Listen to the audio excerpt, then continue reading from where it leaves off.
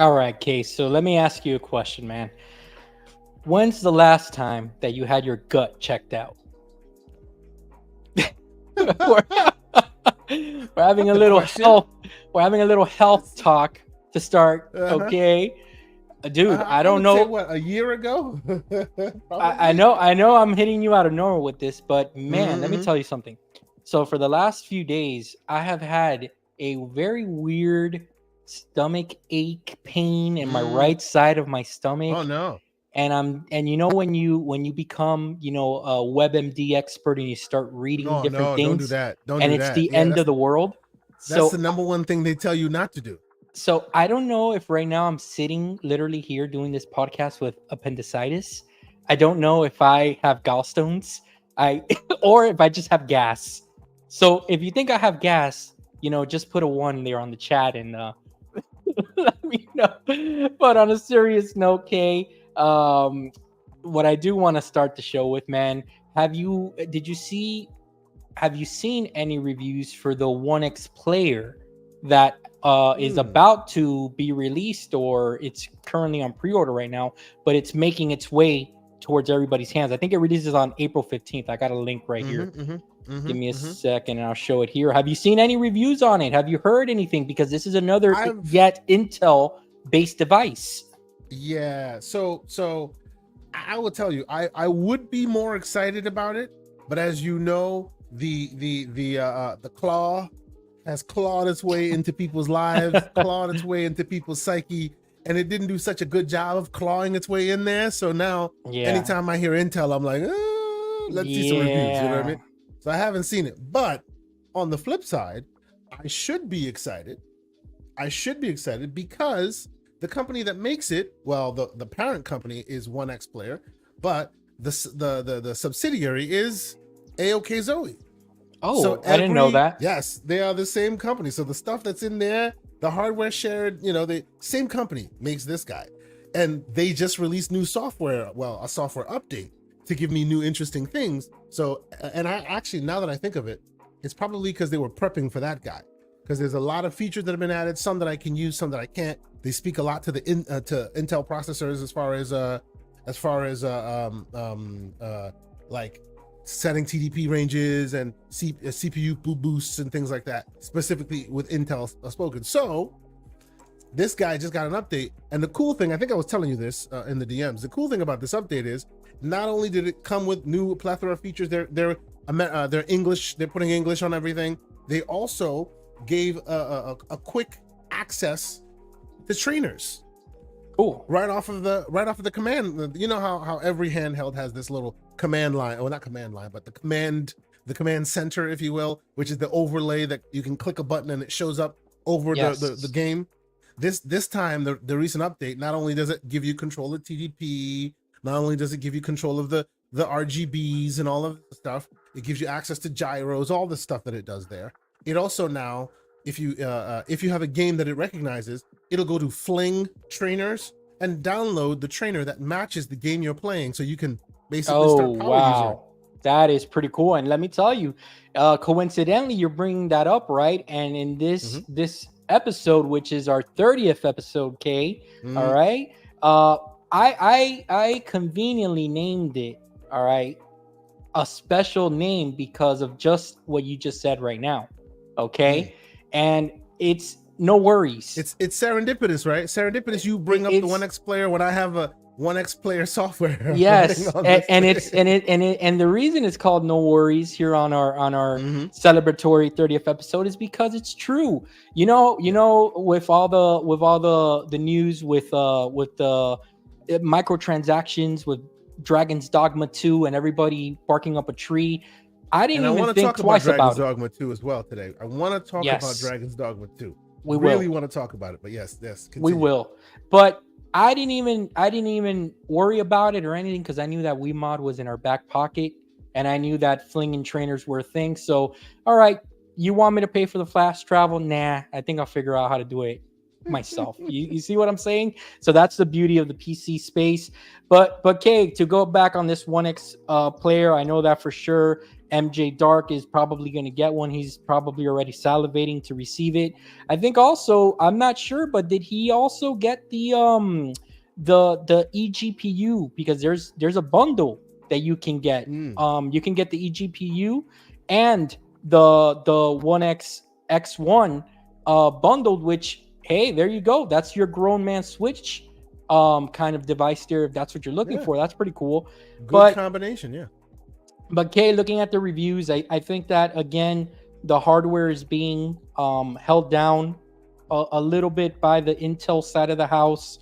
I think that Intel is slowly but surely trying to mature its tools, but it's not there yet. And I think that these devices, whenever you hear that they have Intel, you're kind of rolling your eyes at the moment.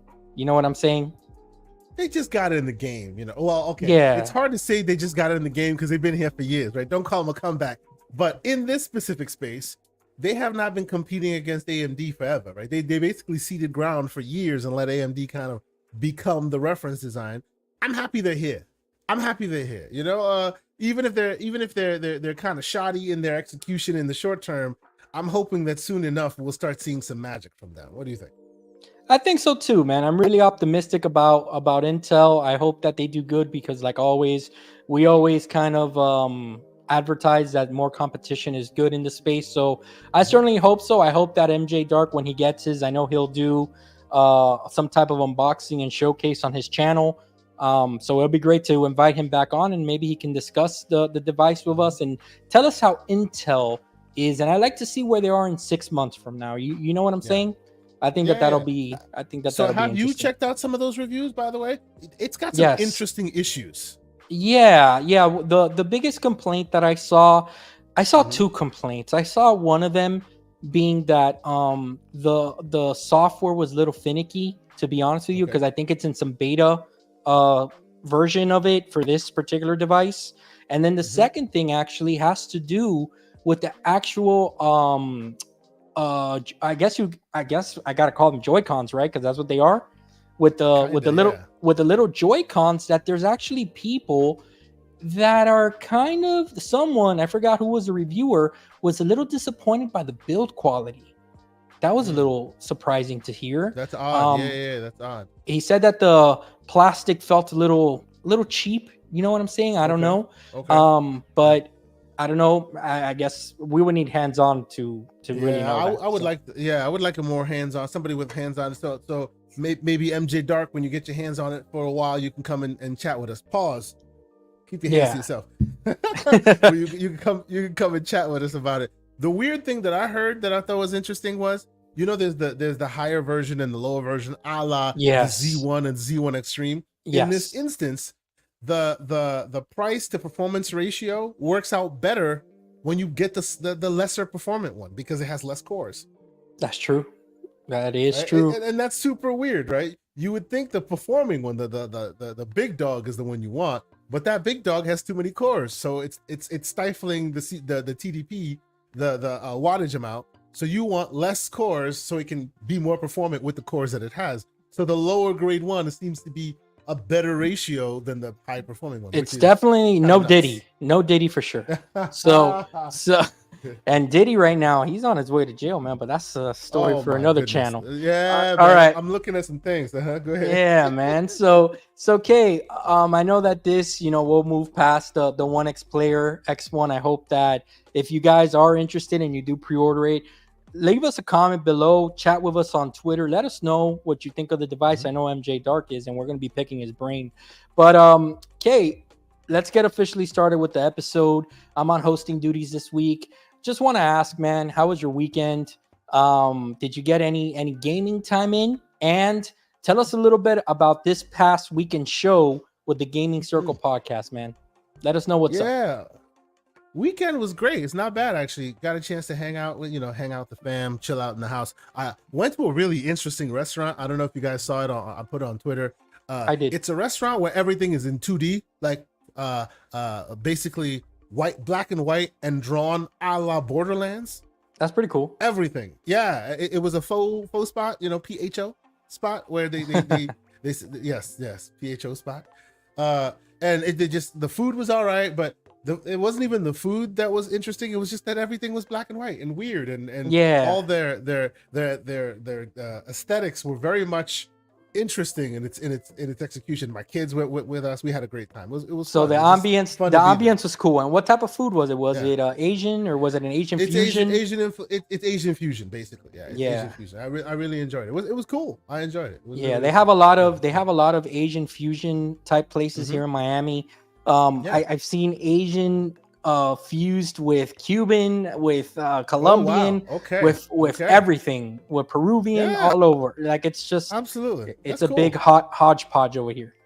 So you ask, did I get any gaming in? So there are two things I want to mention. Okay, and one will be interesting to some, and the others will probably not be so happy for you because I'm going to throw a little bit of slander. But let's do the interesting one first. So, as some have heard, I have become quite the Balatro fan. I don't know if you heard the game Balatro. We've heard you advertising it for a little bit.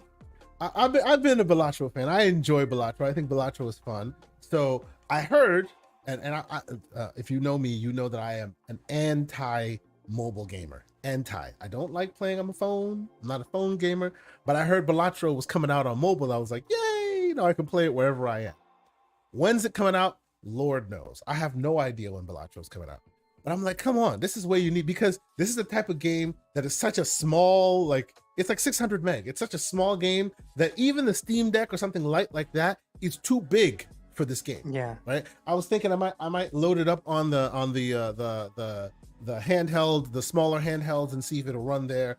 But I was super excited to try try it on the. It's perfect for the Switch because that's so low powered that exactly something like that. So, but I wanted something that's super light. But of course, Balatro was nowhere near on the phone just yet. So I took matters into my own hands. You know what I'm saying? I took yes. and what do you mean by that? Are we doing a little? I mean, ninjas get away from me. No ninjas. Oh, I got you. Okay. All right. Interesting. All right. Interesting. So I was actually going to play it on here as well, but I figured, you know what? I take this with me wherever I go. It's the Galaxy S21. It works great. It plays like a dream. And whenever I need it, I got my Balatro fix until the official version comes out. There you go. Which I will gladly purchase twice because I have it on Steam, I have it on Switch, and unofficially on here. For now. Yeah. I mean, So that's the good thing I played. Suya. Oh, stop it. And here's the slanderous one. So I am now addicted to Dragon's Dogma 2.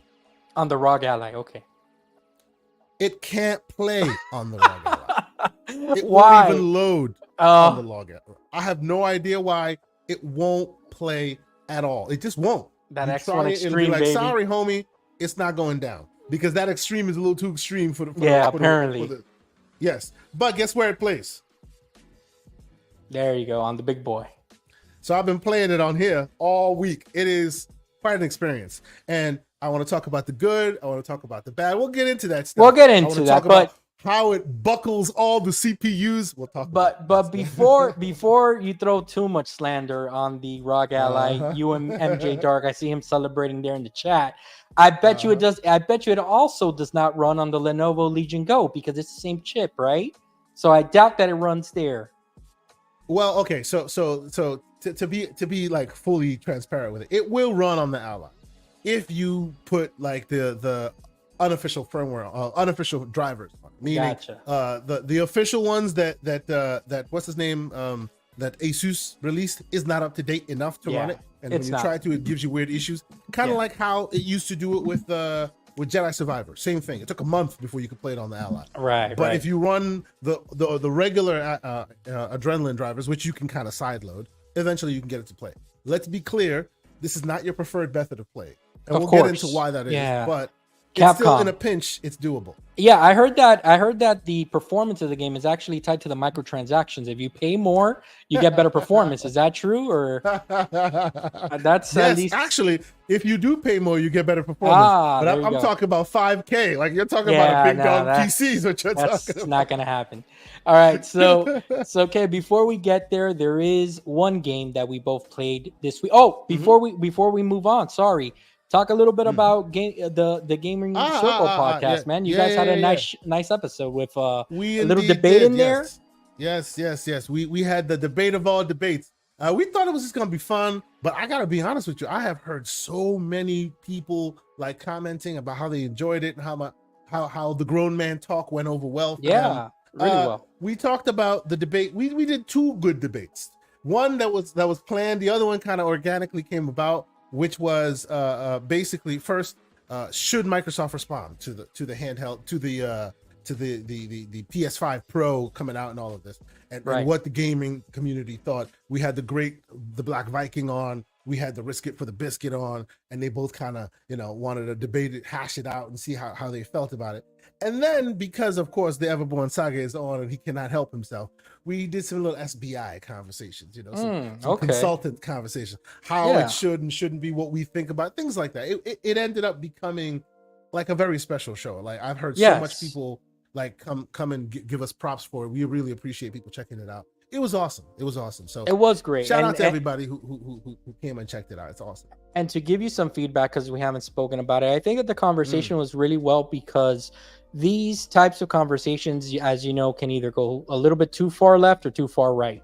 And I think that you guys did an excellent job of navigating those waters and keeping it important to the subject at hand. You know what I'm saying? And that's what I think that was addressed, which was great to see. Now let's move on now, and let's talk about a game that we both played over the past week, and that is Contra Operation Galuga. Yeah. Yes. Okay. Let me ask you real quick. Do you remember playing this as a kid? You're talking about Contra? Yeah, but Of this course. specific Contra, do you remember this? Because a lot of people I've spoken to about it go, I don't remember playing this. And I'm like, this is literally the missions seem like a beat for beat remake of the Contra that I used to play. Not Yes. everybody remembers that. Well, I do remember the first few stages, because to be honest with you, the game was very difficult, and Very difficult. Yes. these were the Souls-like games back when I was like 6 years old. Okay. Indeed, yes, and the thing is that, yes, I do remember a few stages, and you are right. Like the first jungle part is very Contra 1-ish. Beat for beat. Yeah. The SNES Contra. I remember playing, and I remember, the what do you call them? The bridges exploding as soon as you jump on them, and you got to jump over them, and all this. Yeah. It's exactly like how I used to play it. And people, I think because there's so many versions of Contra out there, that maybe this one was not the primary one that everybody played. Yes. I do remember that my favorite Contra that has come out in like the last, since the good old 16-bit days, was the one that came out for PS2. I don't know the name of it, but it was very, very good. I think that was a good kind of like a sequel and reimagining of Contra. And this is on a whole other level. So this is, tell me your thoughts on it, sir. No. Okay, so I've played about 5 stages in, and what I can tell you is that I absolutely love this game. This game is probably going to end up being on my top 10 for the year. It is such it's such a great hardcore Genesis. I think you're right, MJ Dark. I think that was the name of the PS2 one. This game does such a great job of capturing the essence of everything that is Contra. Even from the characters that you're looking at on screen right now, it was always made to be, the 80s action heroes on screen that you were controlling. The character always was reminiscent of Arnold, and the other one was reminiscent of Sylvester Stallone. Which were in the 80s, they were the biggest movie box office attractions that there were. So I think that the game it captures the essence of the characters really well, but gameplay is king, okay, and that is where this game excels. All the guns feel great, the power-ups feel great. when you're fighting the bosses, I think that they did a good job of giving you mini bosses and then your main bosses when you get to the end of the stage. And let me tell you, the game can get at times difficult, but it's not excruciating. It's just Oh, it's just then you right. haven't played as far as I have, sir, because it can get excruciating. I've Oh gotten to yeah. places where I'm just like, damn, son. Oh Yes, okay, and okay, bullet okay. hell, bullets everywhere. Oh my goodness. But no, I Yeah. agree with all your assessment so far. I have been enjoying this game. Look This look at part, this. like Yes. specifically, yes. I mean, you got the This is where I feel like I'm 12. I'm back at those days, just playing this game again. It's really awesome. you I got really enjoy it. you got the double jump, of course. You have, you know, Mhm, your shooting from angles and stuff like that, which is mhm, great. I do feel like when you die or when you get hit, because one thing that they did that differentiates this from the older games is that in the older games, mhm. remember, you were one and done. You You got were hit one done. time, Yes, yes. You're you were gone.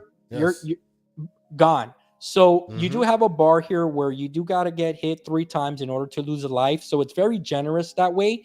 And when you do get hit, I feel like if you understand where you went wrong, you're like, you know mhm. what? Okay, I know what I did wrong there. Yep, And yep. it teaches you that when you have an enemy that's shooting you with its projectiles or weapons or whatever the case may be, you kind of learn from that experience. So from Mhm, the gameplay, as you can see, it's just a shooter. You're just going from left to right, but it's pretty deep in that pause, in that you can literally you learn as you go. And then mhm, what that does is that, at least for me, I must have replayed the first 3 missions like maybe 5 times over because I mm. just wanted to do Okay. better. I didn't want to get hit not even one time. So that's Mhm, something that, like, I used to do with the old Contras. And this right here, the fire gun, classic. I love the mhm. range that it has, and there's some more powerful weapons that you can get. But okay, let's cover the graphics of the game. What do you think of the graphics, man? Because they're simple, but as you can see, I what do you really think? like them. Yeah, yeah. I think they came out very, very well. Like it harkens to a time of old, but still gives you that new feel. Like if you were to play, and I've played like since I started playing this, I went back and like replayed a little bit of that SNES version, and you Mhm. think it looks like this. Oh boy, does it not look like this? I know, right? This is what your mind's eye captures. Like, oh yeah, this was the game, right? You remember this game? This No, it's not. When you play that SES version, you recognize how much time and effort has gone into this Oh yeah. to give you that nostalgia feel while still harkening on the new. I really enjoy it. I really enjoy it. And, I think it plays amazingly, especially on handhelds. Like on a handheld, you could play this thing and it's like right there. It's really cool. I really I've been having fun with it. yes, One weird thing. well, what's that? One weird thing. I've been playing it on with my Elite, right? My Elite 2 controller. Mhm. Usually, I leave my Elite for the Xbox games or someplace else like that because I have a Scuff controller that is direct plug in, and it plays. It's the control schemes are the clicky ones. What is the membrane controller? Or no, I forget what it's called. The membrane are the ones that Yeah, is able to glide the across. This is mouse the click ones. Yeah, these ones are very much clicky. It's digital. Every single button clicks, Mhm. even the D-pad. And for Yes. some reason, this controller specifically, I can't walk with that character. Oh, He really? stays still. He stutters. Yeah, I don't Hmm. know if it was this, and every other game plays perfect, but this game he will not move to Yeah, the that's point where I a had to switch to the Elite 2 and that's then a do no that. Diddy for this game. I got you. Okay, so yeah, and You then we got gotta to put stop that. that. That's not Hey, gonna be a thing. no, it is a thing already. It's confirmed today. It's a thing. So It's not a thing. it's a thing. So Uh-huh. what's this called? So yeah, I don't know why you might be having that issue. Okay, that's crazy. But Yeah, Way yeah. Forward, It's weird. yes, Hmm. that is true by MJ Dark. They are a Hmm. great studio that makes side scrolls. Like, for example, Hmm. do you remember the game that they kind of remade, Blood Rain Betrayal? With the one Oh with the yeah, of with kind of like course. that hot vampire chick, like, Way and back in the day, yes. yeah, which, it's right up my alley. Okay, I mean, yeah, Hmm. you know Hmm. what I'm Hmm. saying. So Yeah. that So game was what we're excellent. learning here is Mr. John Wolf is a dirty old man. Continue. Of Yes, yes. That's course, what you say. yes, of Yeah, course. So the yeah. thing is, if you want my dollars, that doesn't take a lot. So what's Hmm. this called? But yes, Way Forward. does have Yeah. very good pedigree in the 2D Yes. space. They, they made that. I think they made Shantae also. Remember that Yes, Shantae? of course. Yes. They have many games in that Shantae franchise. Yes, and every one of them has been really awesome from a platform perspective. I've really enjoyed them. yes. We should note that shout out to WayForward, shout out to Konami, and to Keymailer, as they are the ones who provided a code so that we could check this out. So Yes. Thank you guys so much for having us check it out. Absolutely. I will say it was already on my radar because the one MJ Dark had already purchased a copy for me. He gave it to me on the show. I was like, wow, that's pretty cool. And then a day later, they were like, hey, by the way, we know you like these indies. Dude, would you like to try this one? And I wanted it so bad too. And I just, it worked out. Everything worked out perfectly. But WayForward, how about this? Do you remember this? Mighty Switch Force. You remember that game? No, I do not. Mighty Switch Force. Mighty Switch Force was basically, it was kind of like a puzzle-ish game where you were like these futuristic anime looking girls. And like you were like law enforcement agents, and you had to go around the map figuring out like the different maps and stuff like that. And the way that they did the gameplay there was very unique too. And of course, they worked on DuckTales Remastered. I know you remember DuckTales Remastered. The GOAT. I love DuckTales Remastered. It's the GOAT, baby. I love that game. Let me tell you, they have a good pedigree. They worked also on a little gem called Aliens Infestation for the Nintendo DS. I don't know if you ever played that one, but that was a good one too. I've heard of it, but I haven't played it. Yeah. These guys and girls, they definitely. I want to see more from them. I'd love to see them get some type of beat 'em up to do, because I think that they did Contra. I think that they did justice to Contra, man, and I'd like to see a reimagining of another game, like, I don't know, something like Bad Dudes or something like that. Remember Bad Dudes and all that stuff? That's River that's City a Rampage or something like that. Yeah, of course. I love those games. Yeah, those were great games. I want to see. Like, I've always asked if we could ever get a studio whose job it is just to rekindle the fires of old. Like take the old great franchises and throw some really good shine on them. You know, a la like Delilah and like Battletoads. You know what I'm saying? Like really cool. You know, take the old formula. You ain't got to AAA-ify it, but just like give us some more like this, where your brain remembers it better than it actually was. You know what I'm saying? Right. So it's cool. That's cool. And I think that there's a market for that, because the nostalgia alone, you know, there's a lot of people that grew up with this stuff, and like this was a day one for me, you know. So I was absolutely 100% I would play this, and you know, anything else that they want to bring out like this. But so let's cover this by saying, once again, we got a code from Keymailer. So just so you know, full disclosure, shout out to them. Shout out to Konami WayForward for passing on the code so we can check it out. It's a great game. I think it's one of those games where you turn off your brain, you remember the old school, you play it. The best thing I like about this, real quick before we move on, I like that it changes the perception. You think it's a platformer like this, right? A side scroller like this. Give it a level, it all of a sudden goes a different way. You're on a bike, you're coming down the lane instead of going left to right. They switch it up pretty frequently, and I think it's really, really awesome. I've enjoyed playing all the different variations. I'll skip ahead and see if I can find some other. You know, it's really cool. And the presentation, really, like, flesh out the story. Yes, the presentation is very, very good with the voice acting and all that good stuff. Yeah, so absolutely. High praises. Shout out to them. Thanks so much for letting us check it out. And that's that. For sure. So, okay, let's move on to our first subject here, kind of topic. Okay, I want to talk to you about this week, right? Let's talk a little bit about something about some games that we've been playing, because you know, usually we get into conversations of hardware and stuff like that. Let's actually talk about a little bit about games this week. I think that's something that's missing from the community sometimes. I'd like to talk to you about a game that I basically beat over the weekend, and I think that it deserves some conversation, and then we can get into the Dragon's Dogma 2 performance and game. Hold on now. Wow. The man, BT Maverick 707, with a $10 super chat. Not only with a $10 super chat, but dropping a key for one of the greatest games that I've played. Oh, dude, that's cool. Thank you. Hob. If you haven't played Hob, check it out. It's one of my favorite. I have beaten that game so many times. Awesome graphics, so tranquil, also very indie vibe. He drops the code and says, "I'm surprised I missed Death's Door / Cocoon awesomeness of a game." Great recommendation from last week's show, and I just wanted to play it forward. Enjoy. Brother, thank you. That is so awesome. That is so kind of you. I hope somebody else gets that code. If you got that code, play that game and let everybody know that BT Maverick 707 got you that code. Thank you so much, brother. That is so cool. Yeah. We appreciate it. So you were saying, yes. Yeah, so like I was saying, so there's going to be two games that I kind of want to cover. I'll start it. What do you want to talk about first? You want to go into the Dragon's Dogma conversation, or you want to cover the game that I beat? What do you want to do first? Well, I'll leave it up to you.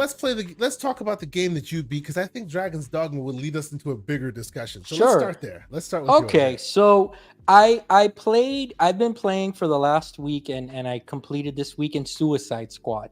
Okay. Oh, yeah. So the story missions, right? The story missions, right? And like the thing about the game is that, look, I think that this game, I can see the vision and I can kind of appreciate Rocksteady for what they do so well. But it's just a shame, as always, that kind of the decisions to make this kind of be a gas game, you can very much see it in everything about the game, right? Even in the mission structure, in the end game that I want to talk about, the end game content coming up and all that good stuff. It's very, very gas inspired. So it does a very good job of telling the story, because that's something that Rocksteady excels at. And of course it's inside the DC universe. So, when something, that's their bread and butter, working on all these years on those Batman games. I'm gonna be honest with you though, and this is just me. Completing the game, no spoilers here, right? But obviously, you know what they're trying to do in the game. It says it in the title. They're trying to kill the Justice League. Okay, in playing this game and completing it, Kay, I will tell you this: I think that the universe that Rocksteady created with Batman, Arkham Asylum all those years ago, I think that, if knowing how this universe is ending and is now going to proceed, I am extremely disappointed. I am extremely let down.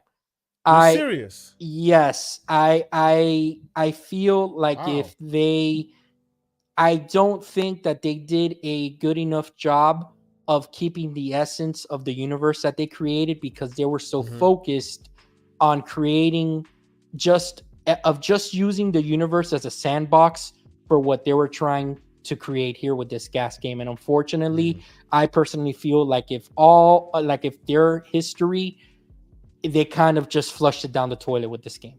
That's just me. Did I think that the story was a good, concise story, like an Elseworlds tale that you can pick up a comic and enjoy? Absolutely. Disconnect your brain from anything or any association you had with the previous games, and I think you will enjoy it even more, because you will take it just for what it is, and that's a game including some characters that are not the most popular characters that they are. Except for Harley. Harley is the most popular from the four, obviously, right? But I think that, being a comic book aficionado like I am, and you are as well, and probably many here in the chat, I just feel like when this strikes a very dangerous balance of trying to be something unique and fresh and cool, but at the same time, you have to be very careful, because you have so much history to respect that you can it could quickly go south really bad. Quickly insult some people, quickly make people feel messed up about their favorite character that you kind of gave short shrift to. Yeah. Yes. And not only that, but also knowing the history and how carefully they handcrafted this universe. Yeah. Like seeing some of the decisions that were made from a story perspective on what they ended up going with ultimately to tell this story. And again, if this was an isolated game that was Mhm. not in the Arkham sandbox, I would be more forgiving. Kind of You'd be like fine Gotham with it. Knights. Yeah. You know, Yeah, Gotham I get Knights you. it doesn't take place in the Arkhamverse, so I can Well, you know what? forgive it. And it's fun. It's funny that you say that, because shout out to the man J Mo Money who's in the chat. It's been a minute, sir. Hope you're doing well. I caught him on Twitter, and he was playing Gotham Origins. Have you played Gotham Arkham Of Origins? course, yes, of course, Like, classic. in my opinion, one of the most underrated Arkham games out there. The boss Absolutely. fights, amazing. He's fresh in the game, so we're not gonna spoil any of the boss fights. No, but some of them are awesome. Yes. And I was kind of hoping that, even though this is not necessarily the main line, this is the continuation of that Arkham franchise, I was hoping that somebody else takes a different tact to it, and it still comes out good. It seems like this just was not that, right? Just looking at King Shark with a gun just makes me upset. It's serviceable. The story is serviceable, right? And you know what serviceable means? It means that it's good enough to just get a pass. Job done.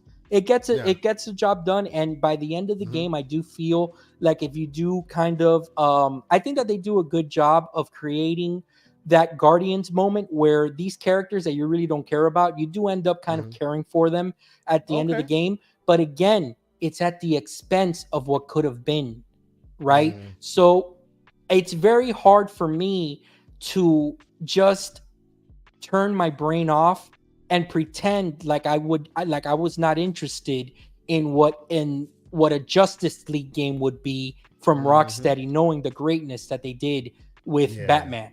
So, when you see the Justice League stuff in the game, you can't help but wonder what could have been. And you can't help but wonder, like, man, if only they could have made a Justice League game instead of this. And I think that while that's not fair, it's not fair for the team that worked on this. It's not fair for the game. I don't want to judge the game that way. I can't help but do that, unfortunately. Yeah. It is basically, it is shackled by its past, right? Yes. They should not have tied it to the Arkhamverse. They should not have done that. They should have let it be its own thing. Hey, we're making this game. It shouldn't be the continuation of that game that you love and hold in such high regard, because now everybody's going to look at it with a side eye when it's less than. You know yes. What I'm saying? Now, what I will say, and to finish things up, I do want to talk about two things. I do want to talk about the gameplay, and I do want to talk about the end game content. So when I get to there, we'll give everybody kind of a spoiler alert to mute yourselves for just a quick, chances few minutes. Are you won't want to play this. So the numbers are not on its side, so you don't have to play it for. But I do play it so you don't have to. But check this out. I do think that when you hear this, I do think it might interest some people. How about that? Okay. So check this out. So for the gameplay, the actual gameplay of the game is very fun. You get rewarded for playing with all four characters. You feel like you're constantly getting loot. You feel like you're constantly powering up, and it has the hook. It does have that, because I'm going to be honest with you, even though that I had all of these criticisms, I still wanted to play the game. I was still engaged enough to say, you know what, this plays really good. Like, it's fun, so think of it kind of like Sunset Overdrive kind of meets Crackdown kind of world. I think MJ Dark said that to us a little earlier, which I think that was a perfect analogy. And then imagine those games. That's the gameplay, right? But then when you get to the story stuff, it's bread and butter Rocksteady. Okay, so think of it like that. So it's this amalgamation of just spices that they're mixing. Now, the skill tree, it's true what Don Otaku says. The equipment and skill trees actually make a big difference. That is true. So Rocksteady did do great things there. But one of the things also that I think that they did is that they mixed it up enough with the mission structure that it stays kind of refreshing for, I would say, the first, about 8 hours or so. and then that's Okay. when you start kind of seeing like here Then we go again. the purple bubble shots don't become good anymore. Yeah, then all of a sudden you're like, okay, I kind of know what I'm gonna have to do out here, and Mhm. the boss fights are unique, when you get to the boss fights and stuff like that. But at the end of the day, you're just shooting bullet sponges, Pur- is what you're shooting. Okay, purple, and they're usually so purple. yeah, of course, yeah. So and Purple not in bullet a sponges. and not Okay. in a Saints Row type of wave. You know what I mean? Okay. Yeah, yeah, I So, feel you. I feel so you. the last thing I will say, and now this is spoiler Mhm. territory. So guys, if you do not want me to spoil Suicide Squad, please mute yourselves for about. How about this? When you see Kay Asante put up his hand, raise his right hand, that means that I'm done talking spoilers. Does that sound good? Okay. Okay. Okay. So the end game content is very interesting, Kay. And what I mean by that Mhm. is that when you beat the game, when you finally beat the Justice League and you get to the last boss, I guess you can guess who that is, right? The final boss of this game. Of course, of course. I mean, this is a game where what's his face? I forget the tentacle. What's his name? Yes, Brainiac. What's his name? Brainiac. Where Brainiac Yes, kidnaps everybody. So obviously he'd yes. be the last boss. So check this out. And this right here was very unique, which I think if you're still listening to this and you're not interested in this game, it might get you interested. When you Okay. finally get to the final boss, you learn something in the story, and that's Uh-huh. that they actually introduce you to the multiverse within the Arkhamverse.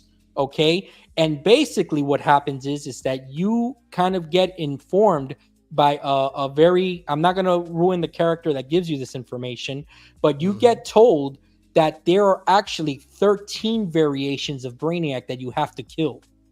Okay, so what happens is that when you take down the main boss Brainiac, that's just the beginning of this gas adventure, because as each season releases now with the new villains that they're going to be releasing, you're Mhm. basically targeting a brand new A Brainiac. different multiverse. In a Yes, a different different oh, multiverse and a interesting. different Interesting. Brainiac that you're kind of going Okay. on. So I guess that's the gas element that they tried to keep fresh.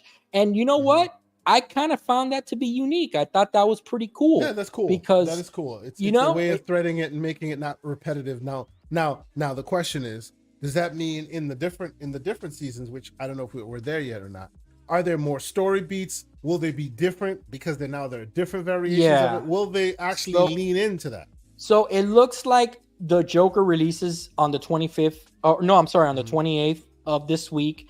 I'm gonna Mhm. play it because again, I've already beat the game and I'm interested in seeing what these other Mhm. Brainiac fights are Mhm. are like. And yeah, Michael Santiago. I don't know why they just picked 13. Technically, you're right, but I guess that It is infinite, right? yeah, I guess that Rocksteady was told no, you got to limit it down to 13. Mhm. But Joker Mhm. is the first official DLC that they're releasing, and it's free, completely free.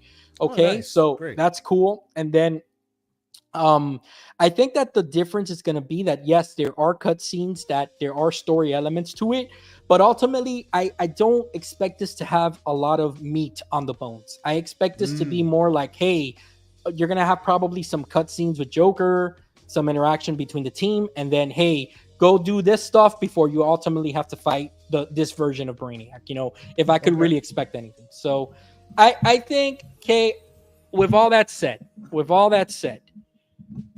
I think that this game is not as bad as people think. That's ultimately the truth.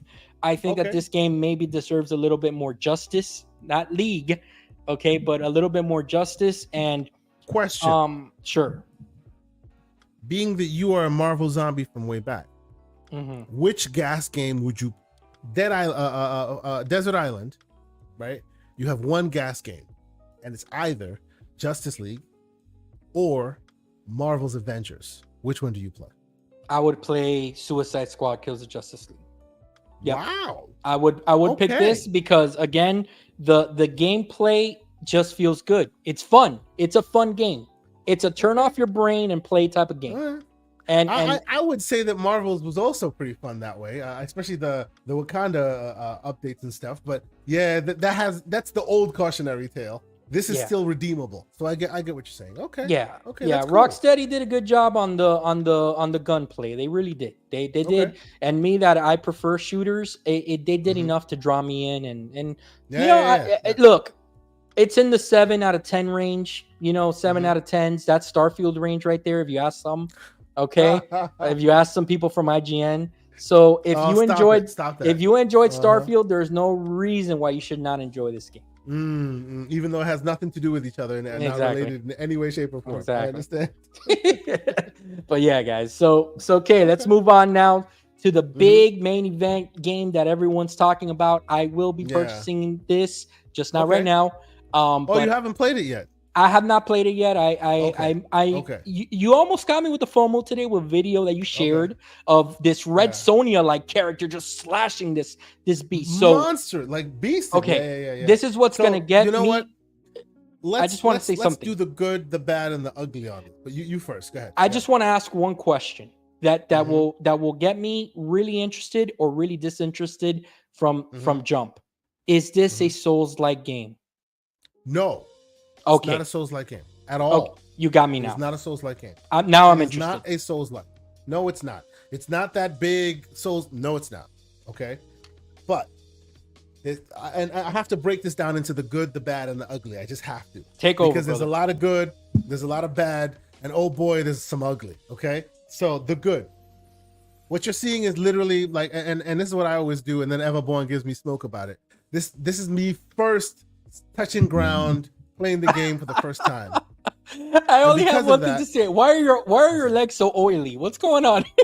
yeah, no, well, because you jumped in the water, you came out, and your legs are oily, Oh, I the whole got you. body. Okay, okay, I got So you. so because this is the first time playing through, I'm learning the systems, I'm learning everything. So it'll be a very hodgepodgey kind of thing. Don't slander me. It is what it is. Nah, you're good. Go ahead. But you learn early on that this game is not to be played like every other game. And Don Otaku got 15 hours in. The man is doing the Lord's work. Good job, sir. That's awesome. Mhm. I am about, let's see, I'm checking my stats now. I'm 10 hours in.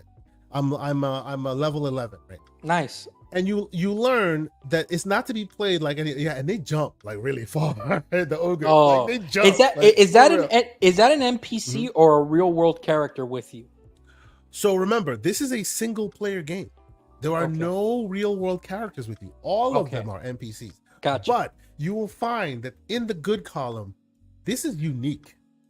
These are like drivatars, if you remember those, Of course. right?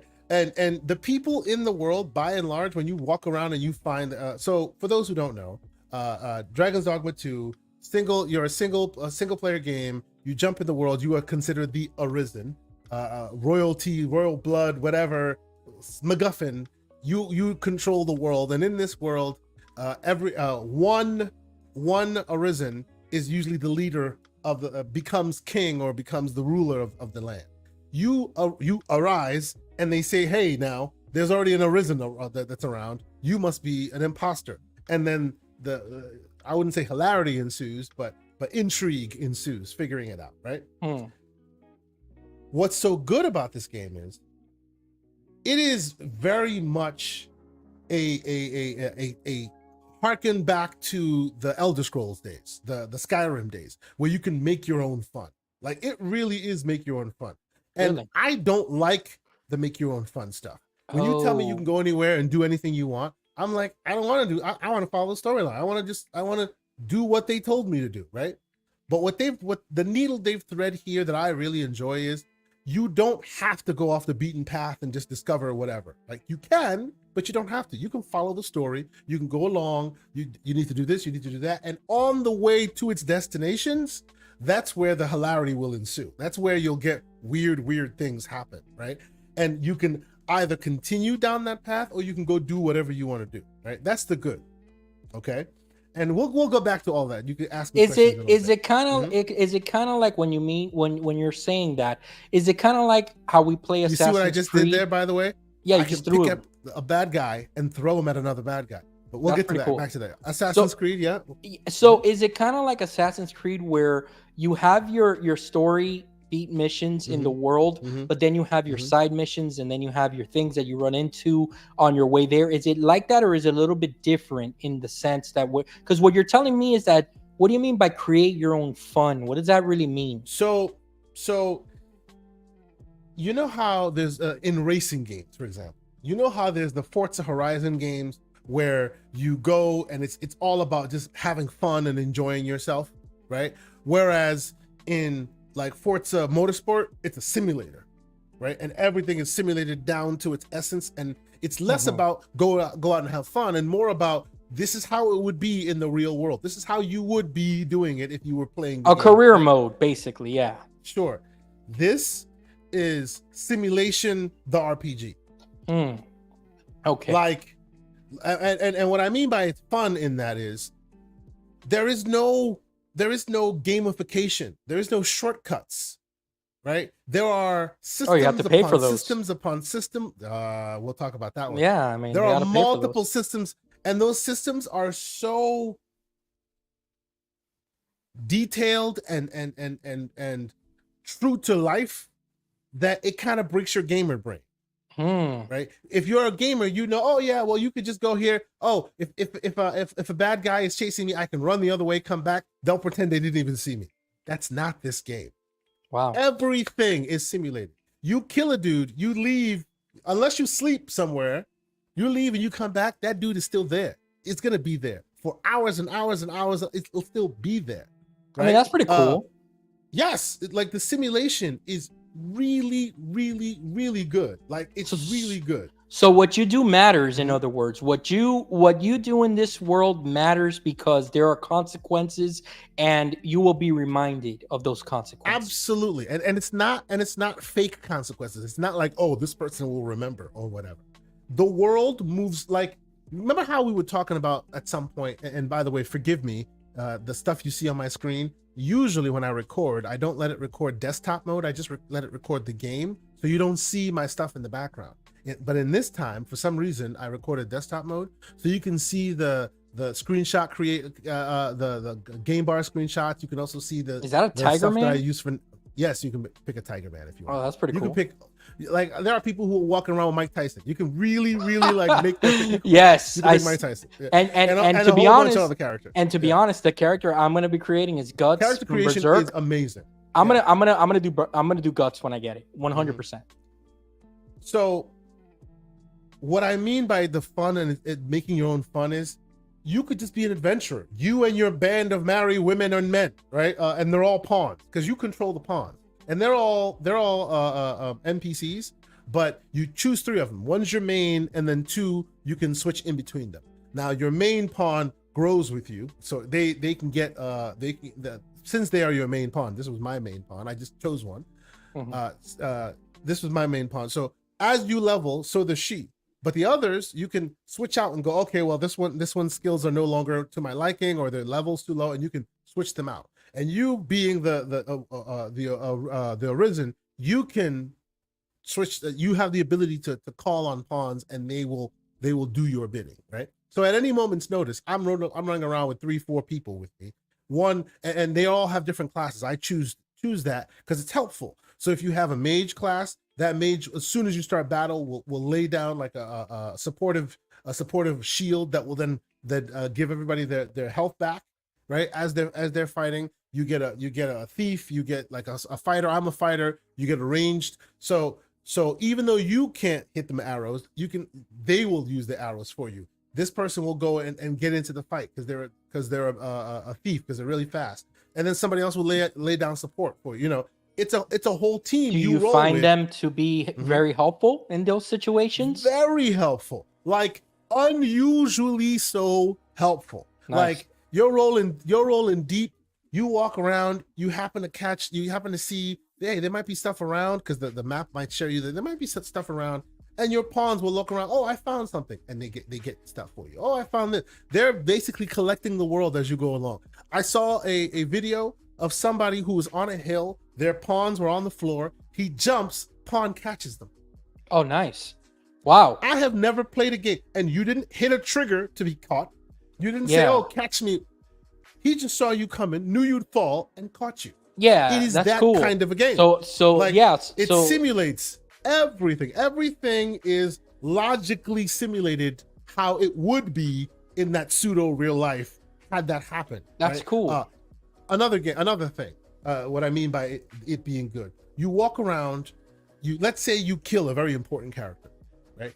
the game won't go, okay, you killed an important character, game over. It will continue without that important character, even detrimentally so. It'll just continue, right? And if you killed somebody and you want to heal them because there's certain runes or whatever you can get to kind of bring them back to life, right? Let's say, for example, quick example, you have to go save somebody, right? Oh, you need to go save them, they're in danger, da da da. In any other game, pick your adventure game, pick your RPG game, you're on your way to go save the world, but I'm gonna go pick these 15 flowers, I'm gonna go help this blind man, I'm gonna go grab lunch for this dude. That ludonarrative dissonance that people talk about. In this game, if they say it's critical and you need to go save them, you go there and homie, you weren't here fast enough, homie dead. No way. So yeah, so there's even consequences for showing up late. And oh, by the way, you're like, okay, well, I can resurrect him. Okay, but his body ain't here. Where's his body? You need his body to resurrect him. They put him in the morgue because he's dead. So now you got to go to the morgue, dig him up. Go get you know what I'm saying? This is that kind of game. Like, it's so simulation, but of course you can bring him back. And although you can bring him back, those runes are really hard to get your hands on. So you have to be really, really willing to get that person back.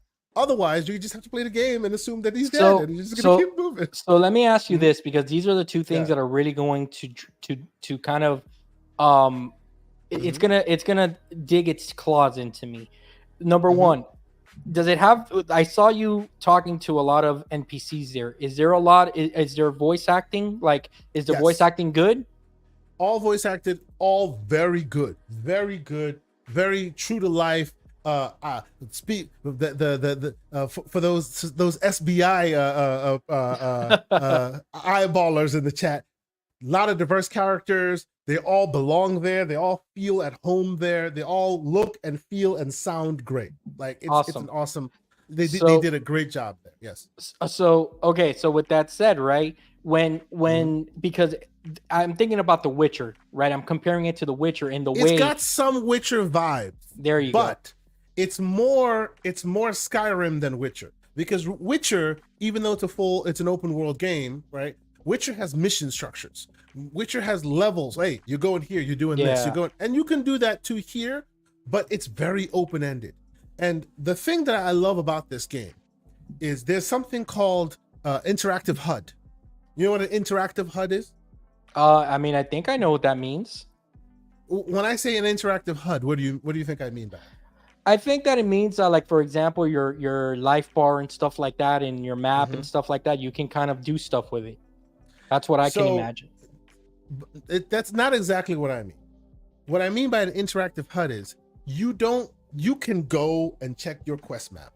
You can go and check this and check that. You can check your health bar. You can check these things. You can. Or you can never go into any of those things and talk to your pawns. Your pawns will say, hey, this mission, we need to go here. Hey, be careful. Oh yeah, by the way, I fell real quick. And when you fall, look what happens. Look what happens. Look what happens. Look what happens. What is when this? you fall into the water, they basically take you to hell. They eat you alive. Look at this. Look at this. Oh, you just won me over right now. You. Yeah, it's crazy. So the interactive HUD, you never have to go and do the Ubisoft thing. See, now you see the very shiny skin because you fell into water. I was like, why is this dude so oily? Oh, oily, yeah. You never have to like check your stats. You never have to check your maps. All you gotta do is talk to your pawn, right? You don't even know you have a side quest until you talk to somebody. And if you don't talk to them, you may never get that side quest. As you see the screen, all you see is your main buttons of interaction. You don't see go here, do this. Fine, you can put them there. You can put these various things there. You can put the map there. But at the end of the day, it's very organic. You talk to your partners and they go, oh, we need to get back to the person who asked us on this mission. Follow me, I'll take you there. And you just follow your pawn and they'll take you there. No need to look on a map. Pretty cool.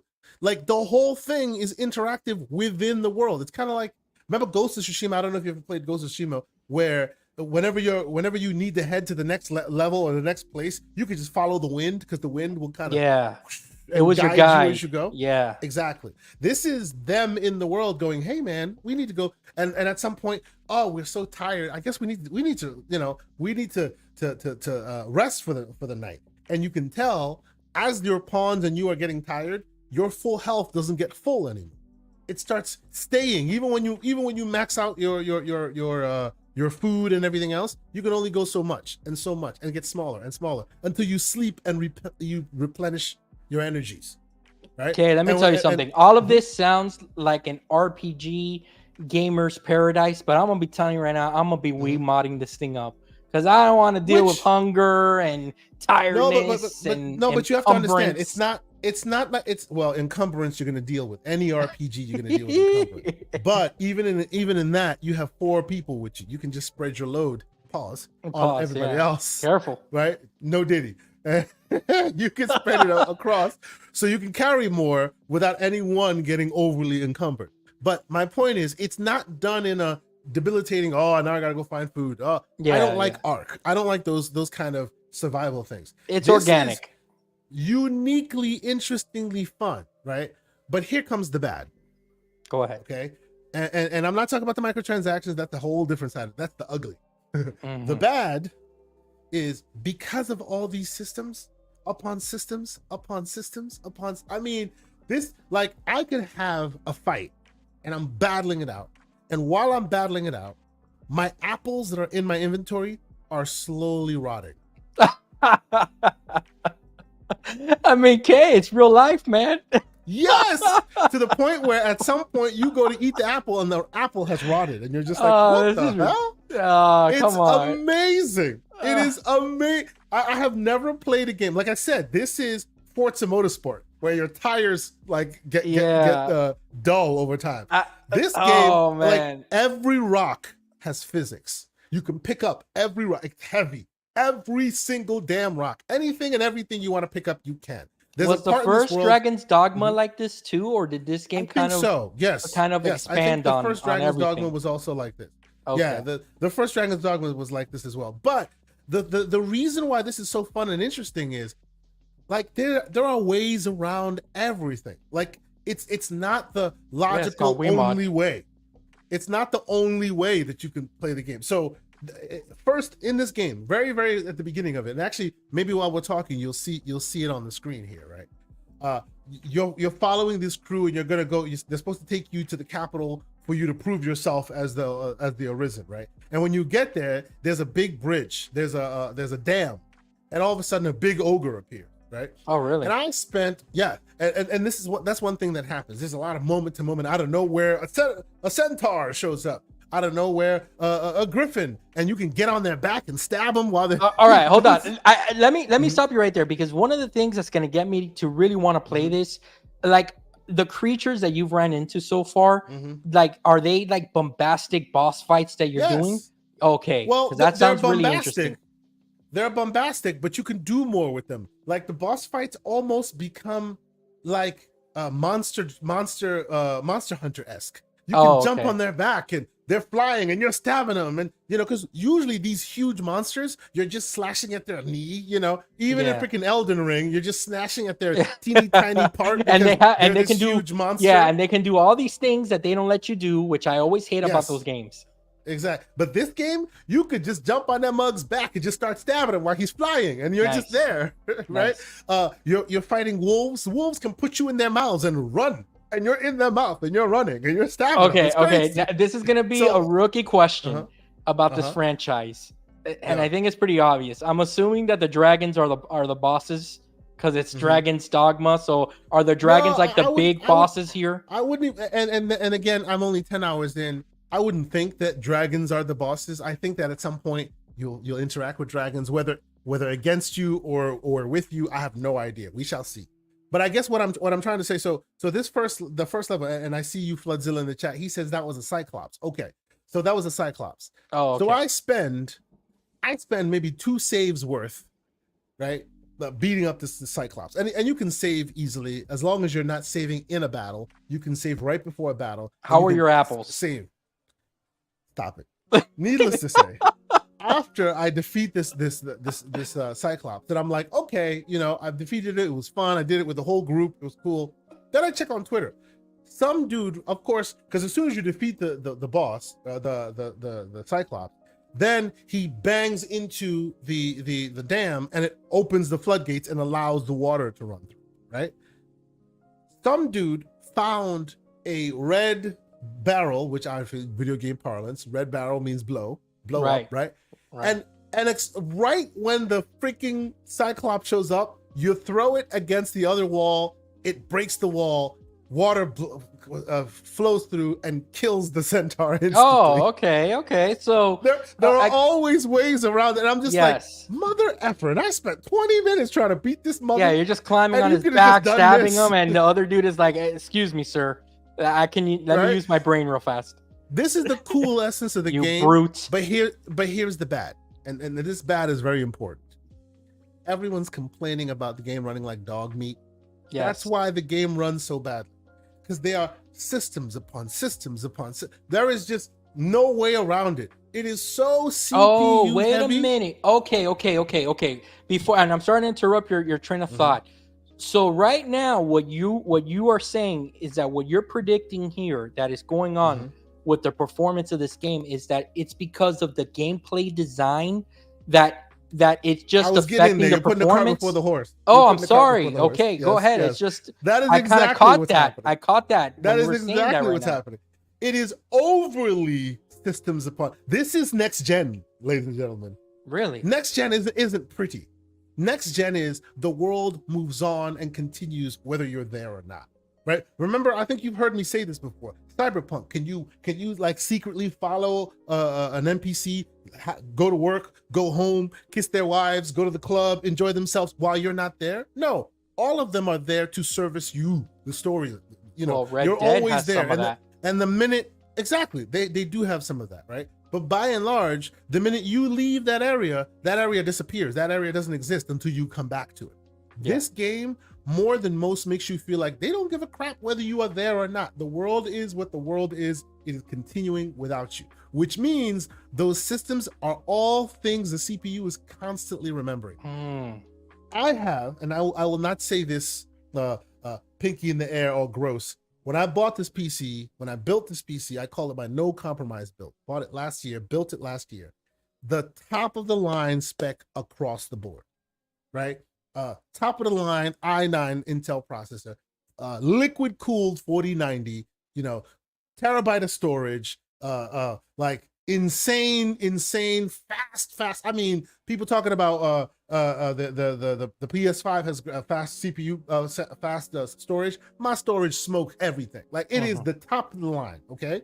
When I am in this, yes, when I'm in, and you can see it very lightly in the corner there. When I'm in the wilderness and I'm hanging out, I'm averaging 90, 100 and something frames per second. I've seen about 144, really right? In the city, I have seen 50 frames per second. Wow. DLSS or just straight? DLSS, frame gen, everything on. Wow. I have seen 50 frames per second. Why? Because systems upon systems upon systems. Like it is nuts. All the things happening at the same time. Nothing is going away. Dead bodies are there from 5 months ago. Like it's all there and it keeps remembering everything. So how does this differentiate from Starfield in your opinion, where I can pick up a bunch of stuff, drop it in a ship, come back to the world, and it's still supposed to be there?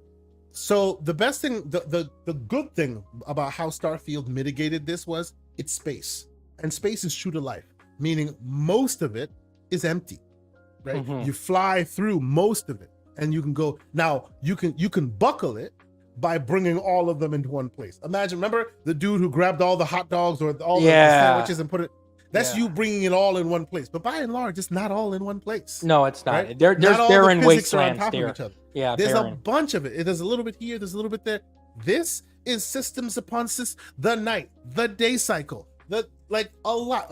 Another game I have been playing, right, is and we won't talk too much about it because people have played it. You know what it is. This is Horizon Forbidden West Complete Edition. Bought it on PC. Shout out to Deals.gg. I'm sorry. I'm sorry. What did you say? Shut Horizon? You put me to sleep. Be quiet. I'm trying to say something. I'm sorry. It's just you put me to sleep. Shout out to Deals.gg. I actually bought this game for $40 day one, and I bought Forbidden West for $30 day one. Nice. So you don't have to pay full price day one. Of course. Forbidden West, right? That game will melt your face comparatively graphics. It's a good looking game compared to this. Absolutely. It is the best looking game I have ever seen. Oh my God, It's up there. how it looks. Like, even on this thing, it looks great. Yeah. And then you put it in the 4090 and you're just like, wow. But at its heart, it is a game that can run on a toaster because GPU scales. You have an awesome GPU, it will scale. CPU complexities don't. So they don't have that much CPU complexity. They got the wind, the grass wafting in the breeze. They got bugs and stuff all over the place. It looks great, but you remove all the window dressing, and it's a very basic system. That's why it can still run on a PS4.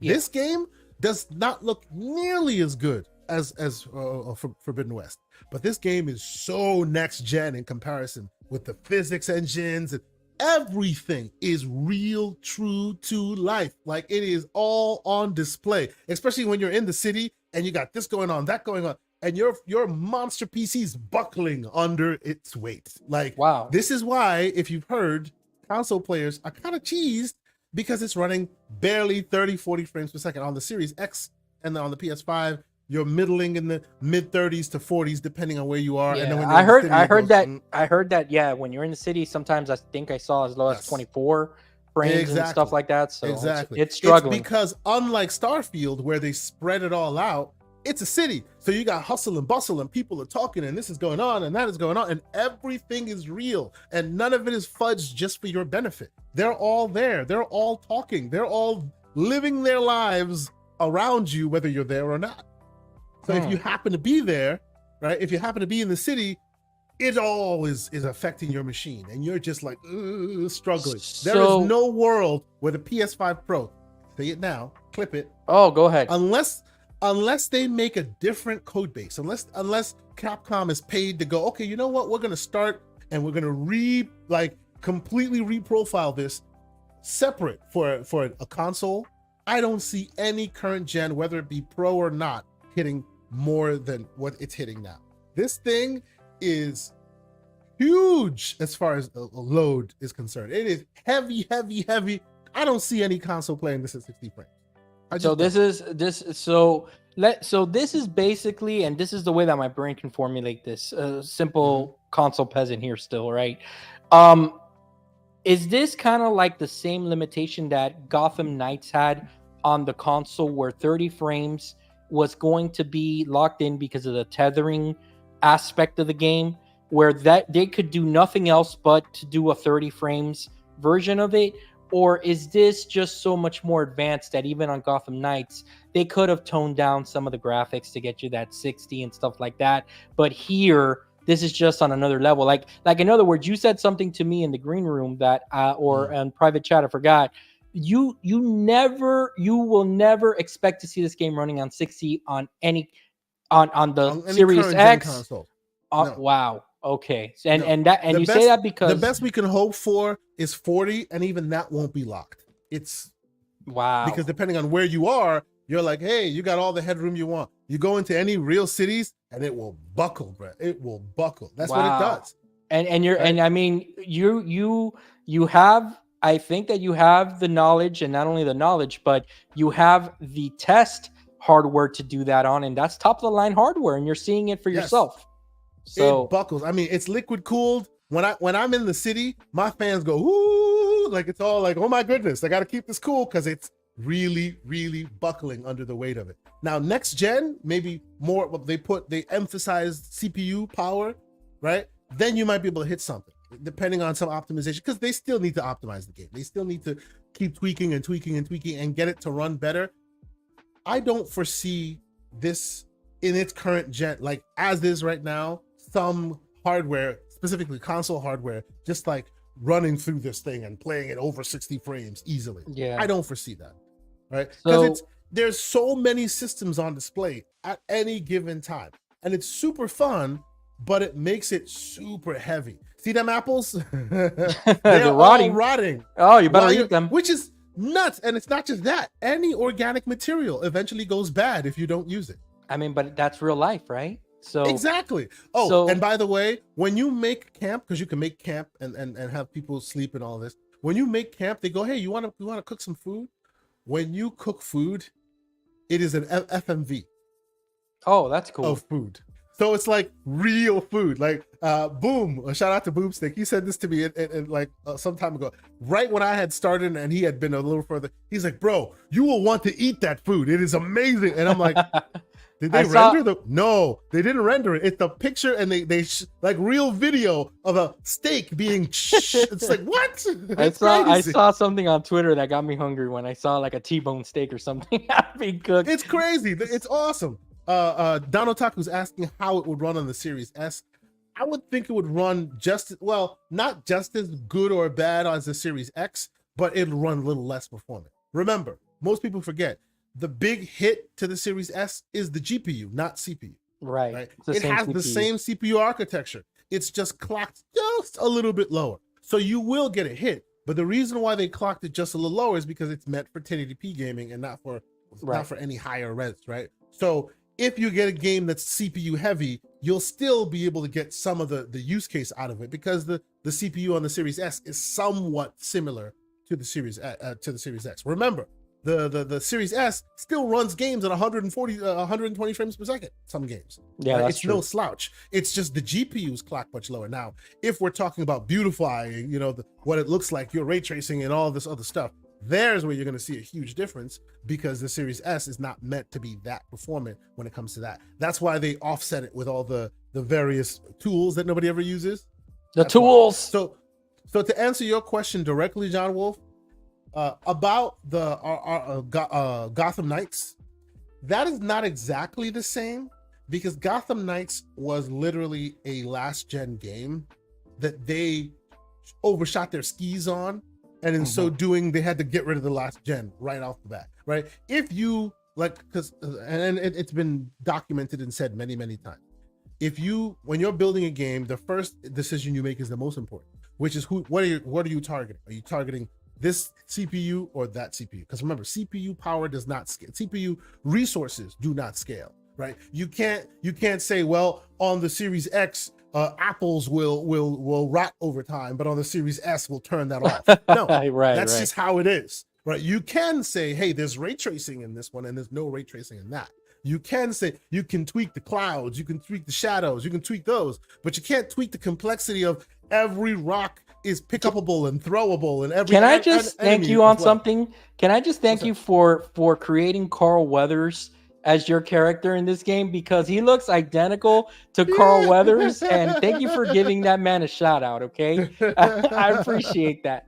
But man, that's crazy. That's crazy. Okay, so I mean, I'm gonna be honest. You got me interested. I see BT Maverick is saying that DF did a video on the Series S, and the textures are washed out a bit. Yes, because the GPU, and don't get me wrong, it's not a separate thing. CPU and GPU work together, but visuals are more of the GPU's world, and complexity in world and systems are more of the CPU's world. They need each other to survive, but the main job of the complexity is the CPU, and the main job of visuals is the GPU. So if your GPU is not up to par, you will see both aspects suffer, but it won't be as drastic depending on what side of the house is weaker, right? So yeah, it'll be washed out a bit, but still it'll be able to perform at least the same complexities in processing because it has to, otherwise it won't scale at all. So that's why it's very important for them to decide where they target before any of this stuff happens. Right? Let's get to the ugly, and let's talk about these microtransactions and the actual game design, which I think personally, I think that people are not upset at the fact that there's microtransaction in a game, because I think that we've become all we're used to it by now, right? We know we know these companies want to nickel and dime us. We got that. But the problem here that I'm seeing is that the difference that I've seen a lot of people say is that the actual game design of this game may have been kind of abused in a sense of, hey, we're creating such a real RPG that if you want to fast travel in our world, you're going to pay for it, because our vision was that you needed to walk to wherever it was for X amount of time, or do it the way that we want you to do it. That kind of portrays a real world. And at the end of the day, that's just an excuse, because every game should have fast travel, whatever the case may be. But Do you forgive them for that here? Do you think that it was done maliciously? What do you think was the thought in that studio when they kind of put these systems in place, hiding behind microtransactions? So this is, and I think you will understand this. This is akin to Assassin's Creed Odyssey to Valhalla. Gotcha. Right? Odyssey to Valhalla. Now, why do I say that? Odyssey had transmog, and anybody knows what transmog is. Oh, you by and large, you want to make sure you have the biggest and baddest machine, the biggest and baddest weapons and armor and all of that in the game. Because they want your build. The better the they want your show your build, officer. show your build. I have a what do you call it? I have a PC part picker like post that I put together for it. I'll post it in the chat. No worries. And by the way, before we finish, I have to remind myself I will be giving away a game today. Yes. For all my Steam code lovers, I got Steam code that I want to give y'all. So stay close. I'll throw something in the chat soon enough.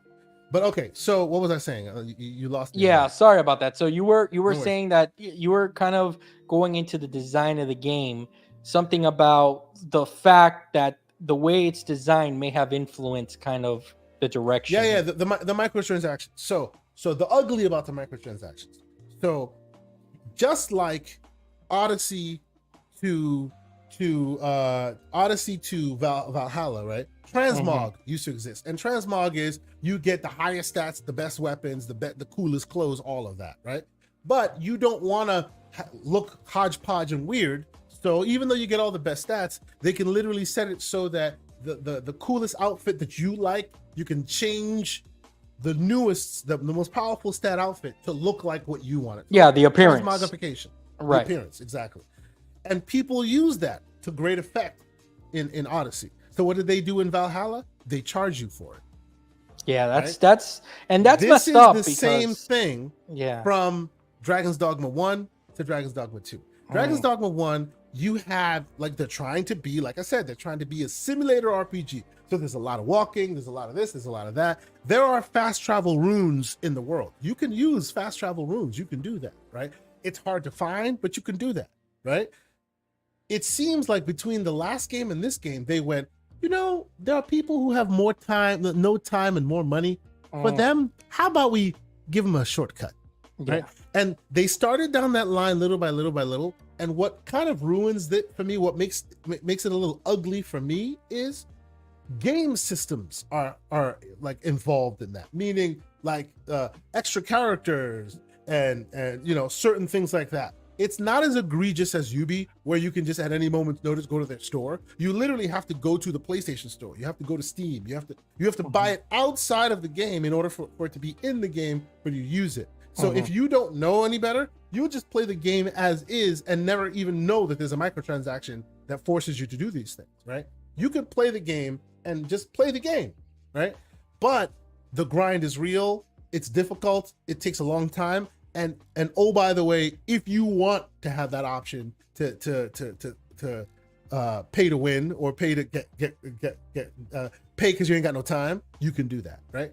Yeah. So is it egregious like all that? I think companies like Ubi and them deserve far more smoke because they always keep that D-pad left click right handy in case you want to buy. And this is not like that.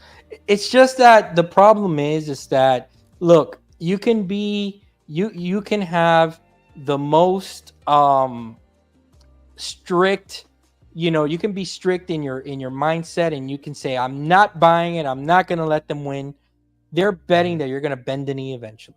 I mean they're wrong, because we will talk about how we going to get around it in a minute. Yeah. But that's in the tip section. Yeah. We're going to tell y'all how to do that. Yeah. Because ain't nobody got no time for that BS. Exactly. But I do want to ask you one thing. For PC players like myself and the people in the chat, how can we get a good idea of how this game will run with our current CPUs? Because I think I have an i7. I don't have top of the line stuff here. I got an 11th gen i7. 11700F. I don't even know what that means. 2.50 gigahertz that I'm running with here. You think I'm gonna be chugging along here, Kay? What if you had to make a guess here? What do you think? So this guy, and you know what this guy runs. You know it. Everybody knows it. It's the 7840U processor. This one's got 64 gigs of RAM. Right, so it's a bigger beast. A terabyte of drive. On average, when I'm in the woods, I'm getting about 45 frames per second. When I'm in menus, I'm at 60. Right? 800p, right? Turned up. Actually, no. I actually need to bring it down. This is 720p. 720p. Upscale. Yeah, it's 720p, and it's got the AMD upscale, right? So it runs at 720p and it upscales. Wow. But you could, 720p upscale, and I'm getting around 45, whatever. When I'm in the city, depending on how much in the city I'm in, I could get down to 17 on this guy.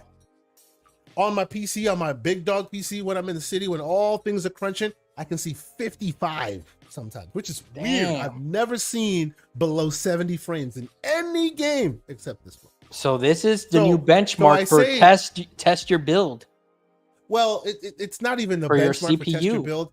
I will say over time, I think over time you will see this game get more and more optimized. Okay. Not now, but over time you will see that. In the short term, though, I say expect, if you are one of those people that are just like, no, my machine is going to be monster, it's going to be great. Yeah. As long as you're okay with it not, as long as you're okay with it not being locked stable at 60 frames, you'll be all right. Or play it at 1080p.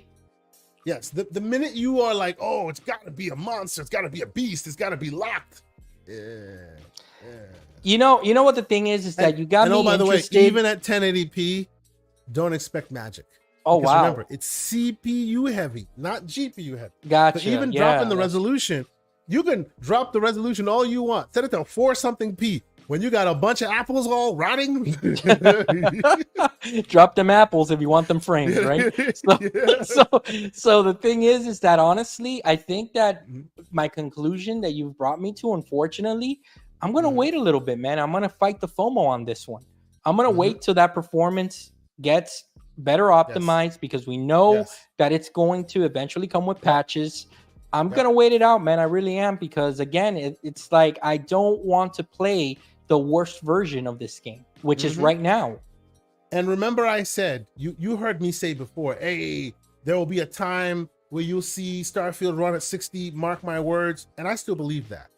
What I don't believe is I don't believe this will run at 60 in any way, shape, or form on the current gen. I just don't see it happening.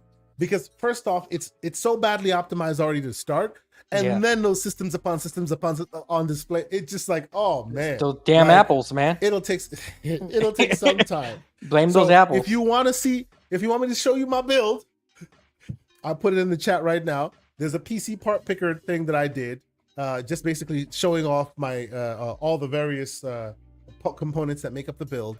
Real quick, it is the i9 3900K. Running 24 logical cores for Kayasante, of course. Yeah, exactly. Yes, terabyte drive, 64 gig storage, everything running on DDR5, liquid cooled, freaking 4090. Like it's all there. Like it is the best you could build when I built it. Like since then, some things have come out that may still be a bit better on the AMD side and whatnot as far as optimization and whatnot. But this is still a big, like, monster machine that nothing should buckle it, and this game buckles it. That's frustrating, man. Because I mean, no, but come on. No, but this is what I mean. What I mean by frustrating is that it's frustrating that Capcom, for some reason, I don't know, because I wasn't following this game. Do you feel like this game may have been rushed out? Did it need more time in the oven?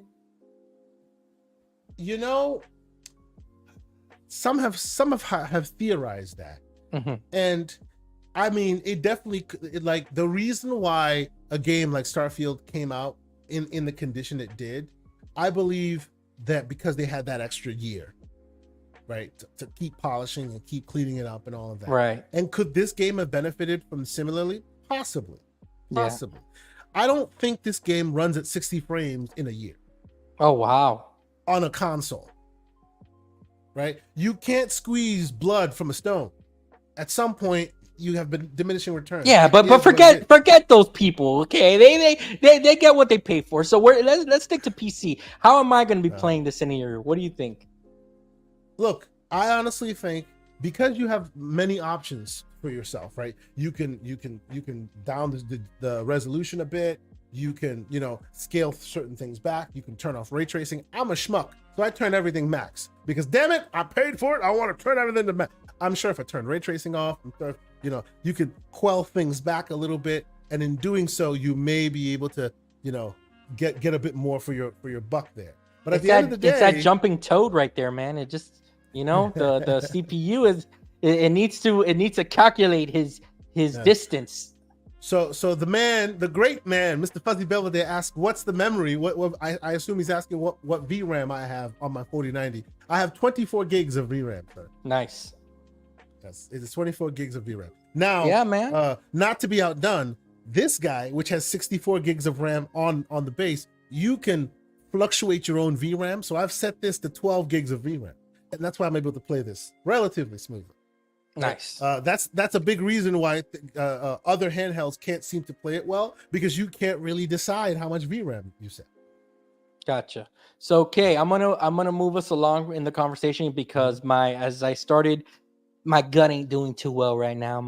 It's acting up. I don't know what it is, but I gotta. You need to go see somebody with your gut. Yeah, I think I really do, because I'm sitting here literally, and I could have some type of gallbladder issue here or something. Go talk to somebody. What's wrong with you? Yeah, I just hate doctors and hospitals and all that stuff. So I'm just hoping that it passes through. So let me change you want your daughter to be. So do right.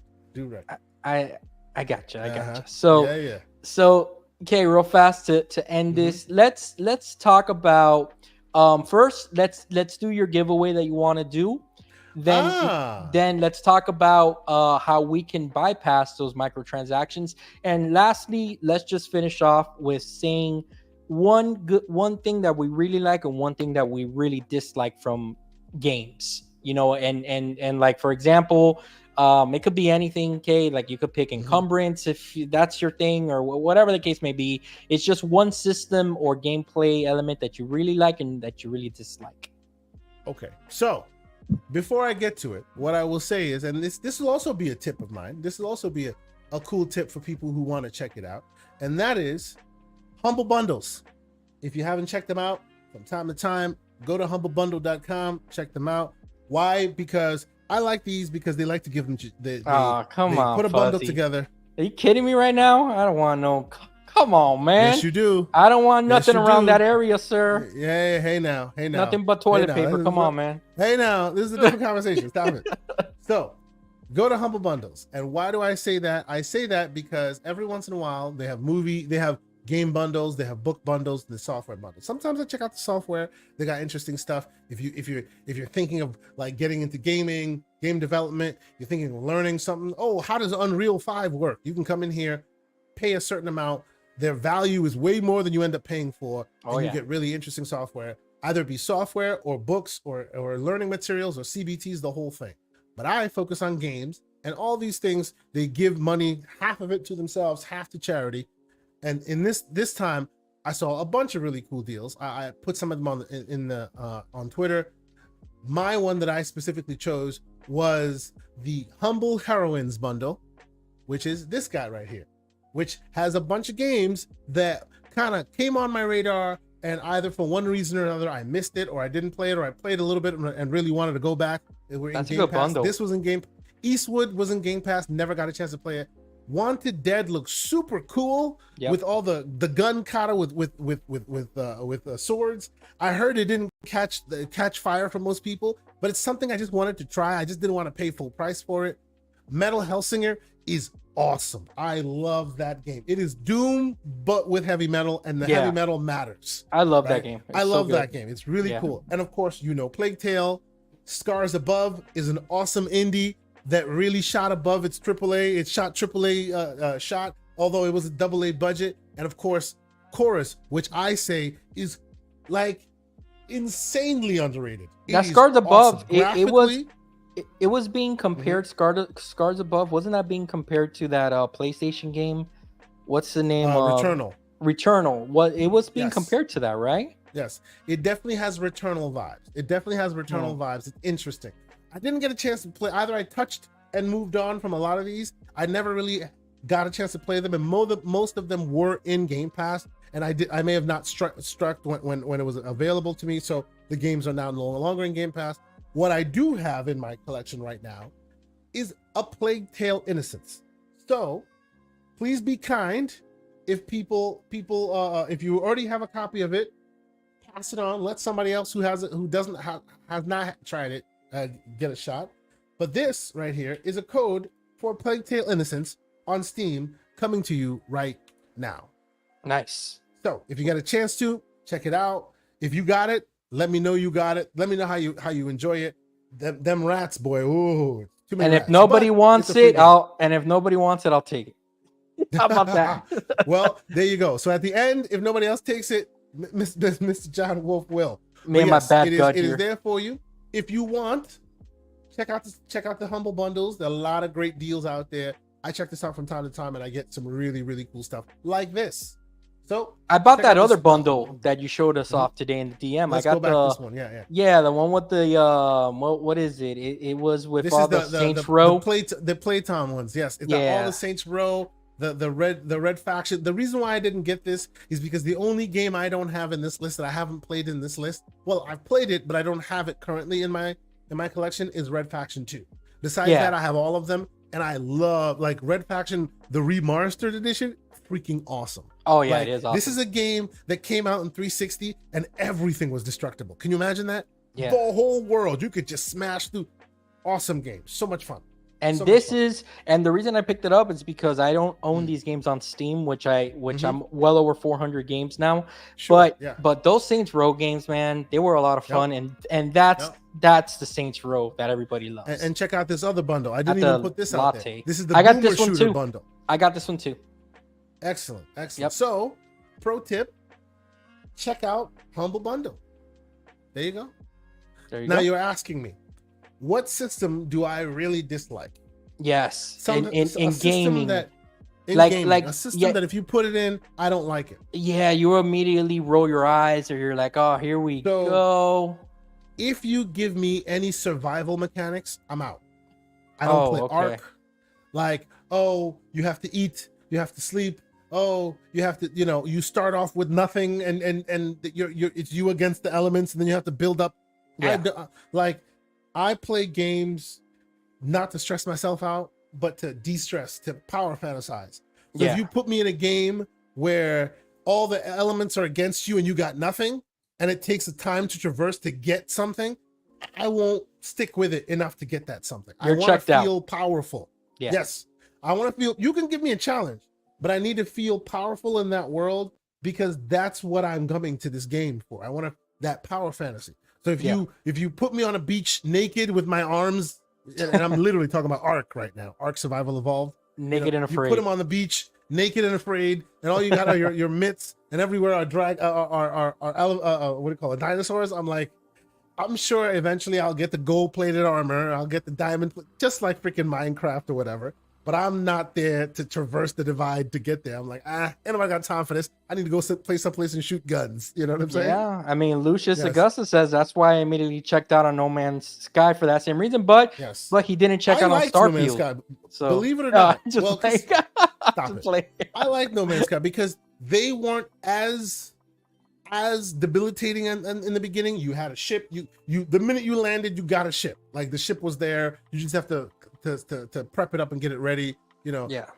It does have a lot of those mechanics as well. And before it became debilitating, it's a genre I love. Being able to take off into space and this and that. So I was able to traverse that device a little bit. And I think at the time that game came out, I was more able and capable of doing so. But like in general, like if you have one of those systems, if you're very much, you have to survive all the time, like with systems and what do you call it? A lot of check marks. Oh, now you're hungry. Oh, now you need to sleep. Oh, now I'm just like, get me out of here. That's Yeah. me. How about one that you really like? That like if a game has it, you're like, oh yes, this is exactly my jam.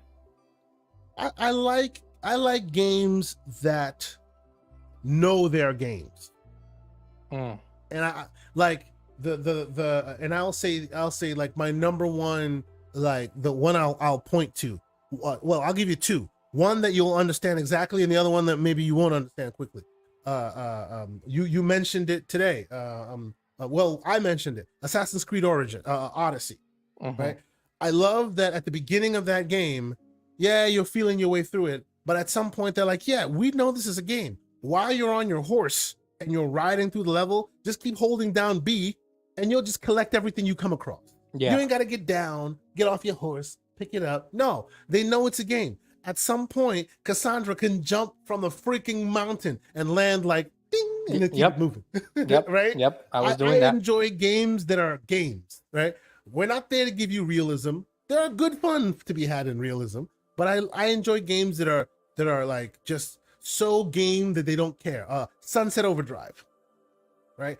Awesome locomotion, makes no real sense, but when you got it going and you're basically traversing the entire city and your feet never touches the ground because you're using the umbrella to go underneath things and you're sliding and you right? I love games that focus so much on the game that even if it messes up some of the realism, who cares? You're playing a game. I enjoy that So, stuff a lot. so is that something that you feel that may keep you away from Dragon's Dogma in the long term? Like the fact In that the your long apples term, are going bad while yes. you're fighting a creature, In the etc., long term, etc. so that's another thing that we can then hark back to Dragon's Dogma with. In the long term, after the wow, I can't believe all the systems on display here wears off to the point where it's just becoming detrimental to my enjoyment, then I'll whip out the old Wii mod. There you go. And I will make sure that encumbrance is gone. I'll make sure that that certain things still keep the challenge, because why play if you're going to be Superman in every world? No, But but you I will, cater the game to your enjoyment, and it's exactly. and the thing is that And what that's I the try to thing. do real quick, I try to make sure that if I'm playing a game with a story, I always want to play it to completion before I start fiddling. Cyberpunk, for example, I beat the whole game and then I turned Spider-Man on, and now I can climb every single wall and go to the roof of every place. Then I turn Superman on. I can literally go Yeah, I like do the Neo same. and go grab and go steal a car that's flying in the air. I can do that now. But I didn't do that when I first started the game because I wanted to play it the way they intended. Yeah. I'm the same as you. I kind of wait till to like complete the game, and then I Mhm, use it for two reasons. Number one, if I just am not clicking with a game, but mhm. it's something keeping me from clicking, I'm like, look, I spent the money. I want Yeah, to beat this thing, and I'm not gonna let this one element of the game keep me from. yeah, yeah. So that's one way I'll use it, or another way I'll So use what Wiimote is about like, for you, sir? example, Mhm, um, for me, a game system that okay, it's we still see it a lot. Not as much, but we still see it a lot, and they just have to figure out a better way to do this. Escort missions, man. These escort yeah. missions where you do nothing wrong, you're Mhm, holding up your own weight, but the person or the NPC that you have to protect can't even hold their own. Super mhm, annoying when you have to restart stuff because of that. They need to just do away with that or recreate it. Like, just think of something better to do. Like, for example, it would be great if, like, if you can give the NPC one of your weapons and say, hey, listen, mhm, you're going to defend yourself. Here you go. Here's a powerful weapon. You be as strong as I am, stuff like that, mhm. or kind of recreate what I do. And then So, kinda in Dragon's Dogma, you can kind of do that. that's You pretty cool. hand them their weapon, they do their thing. You can hand them different potions or different materials, and they'll craft for you. You see They'll that? invent. They are Yes. actual NPCs that are useful to you. That's Kind of awesome. cool. That's awesome. Now, I also hate and I know I'm throwing two in here, but they kind of go hand in hand. Oh yeah, speak on it. I also hate timed things. Like when you get Yes. like I hate the fact that you're telling me that I only have 45 seconds or a minute and 15 seconds to get to this part of the map and press this button, whatever. I feel like that is such a superhero movie trope where you always have to press a button on a machine to stop the end of the world. Like stop doing that. You know what I'm saying? Like Yep. it's old already. And then something So that this is my build, by the way, that I'm showing on the screen here. This is nice. what I'm looking at right now. I call it the fish tank build because it's got only 3 sides, not 4. So Very it's glass cool. on 3 sides. Continue. Yes. Very cool. And then one element that I really really like is when you like in games that respect the time that you have put into them. Like for example, if you have an assortment of weapons that you spent the time getting, the weapons matter in certain places of the game. Like a game that I think did that really well was the Ninja Theory Devil May Cry game. Oh I yeah, yeah. think I think that when as you collected weapons and power-ups through that game, they mattered and they made it be so that you always went back to a certain weapon or incorporated enemies that you had to kill with a certain weapon. I like that because I find myself always in games where I'm collecting a bunch of stuff and then I never use it. I'm like, okay, I collected all this stuff, but I haven't found a good use case for it. And I think that when the design is done in that way that you use what you have, it's nice. It feels like if Yeah. what you did mattered. So Yeah. those are my two. The systems that reward you for that. I hear games like Elden Ring were really good at that, where your build really mattered in the long run. You could max it out. Really cool. One other thing before we get out of here. People hear us talk about WeMod all the time. That is basically a trainer aggregator where like they have a network, you install one app and that app keeps updating itself with new games that come out and add trainers to it. What are trainers? Trainers are little applications that go in the background of your game and trigger save states or lock states or freeze states so that you can, instead of the background stuff going down or up based on your health or your number of arrows or whatever, it'll freeze it. So now you have infinite health. It'll freeze it. So now you have infinite arrows. Or you can even mod it up, do interesting things, right? If you don't want to go full bore into WeMod territory, you can use a website called Fling Trainer, Fling Trainer. And as you can see on your screen, here is the aforementioned Forbidden Sleep. People keep calling it Forbidden Sleep, so I'm gonna call it Forbidden Sleep. Oh, you saw it has a wake up. It has a wake up mode there that you don't fall asleep until 30 minutes into the game. So these are some of the features that it offers: God mode, infinite this, infinite that, super damage. You can literally start the game from day one, and every shot you take with your arrow is 99.99999% power. So like everybody just dies to your arrow, right? You can do that if you so choose. It's no fun in my opinion because now you're just kind of breaking the game. What's no fun? Or Aloy can talk to them and put them to sleep. I mean, but to traverse the divide for things like the games, the stuff inside, for example, Dragon's Dogma, you don't want to deal with all the encumbrance. You don't want to deal with all this max stamina. You can do a bunch of different things. And as the game matures, people find more and more cool, interesting use cases for it. So if you are one of those people who are like, screw these microtransaction crap, you come in here, edit your own experience level. You can come in here, add whatever you want to add. You can add larger base defense, anything you want to do. I personally have not done any of these because I haven't finished the game yet. And I'm not going to mess with this stuff until I finish the game because I just feel like that's what I do. But as long as you're doing it to a single player game, I believe nobody should have any smoke for you. If you're doing in a multiplayer game, no, don't do it. Your fault. Don't do it in multi. That's crappy. Don't use cheats in multiplayer games because I mean, come on. But in single player, it's fair game. Create the fun that you want to create, man. It's your game, so it's your character. Paid for it. If it's too much time and the microtransactions are getting to you and they're annoying you or whatever, there are options. You don't know how to do it? Holla at your boy. DMs are always open. We'll talk about it. Yeah, and this Fling Trainer is actually how to get some of these trainers on the Steam Deck, because WeMod Hmm. isn't very friendly with the Steam Deck, and I've seen Yes. tutorials and guides and stuff, and I still have Hmm. not been able to install it to this day. It's very Yep. tricky. So these Yep. Fling Yep. trainers do come in handy. Yep. And that's what brought about. Remember, I told you the new update happened. Yeah, Now in the command line, if it detects your game, it'll just come here, find the same game, and then bing, right there, you have dude, the trainers to use it. that is Kind awesome. of cool. Yeah, Yeah, it's quite that is interesting. cool. So all right, Kay, I think that'll put we'll put a pin on episode 30, man. Thank you so much. I can't believe that we're 30 episodes in. I'm sorry for the low energy again. I the gut's not doing too I hear well you, today, bro. I hear so you, bro. I Go deal with that. yeah, so I'm gonna definitely check it out. Hopefully everything's okay. But thank you, Kay, and thank you, Chad, for everything. It was a lot of fun today, man, and a great conversation. So, No, Kay, I agree, brother.